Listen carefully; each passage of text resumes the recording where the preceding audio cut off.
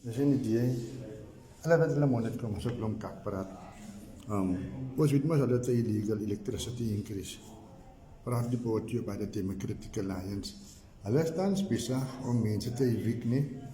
Hulle is nou tans besig om mense te evict. Demondeo, Reiteva, oral. Maar hulle sien nie vir die mense hoe hulle ons mense gaan veilig nie. Daar was housing projects gewees, wat nou weer mense kon behuis het, wat hulle het gefail. Criswell housing project, non-existent. 110 million, non-existent.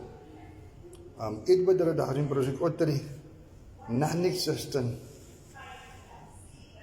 Greater Atlantic housing project, 5,000 houses, non-existent.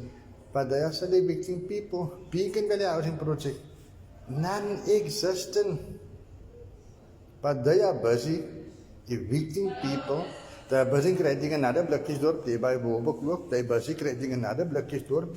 Symphony Way housing project, non-existent.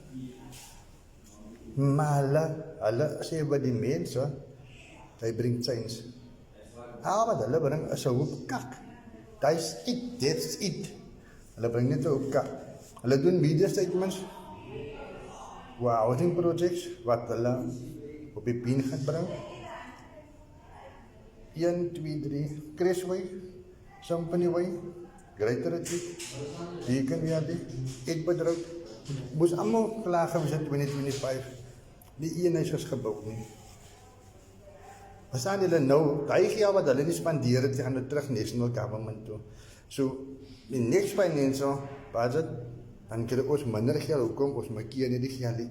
Die is hoe hulle vir julle vuil en die is hoe julle elke keer vir die selle kakka stem. So as jy 'n appointment maak by die DA, na, toe.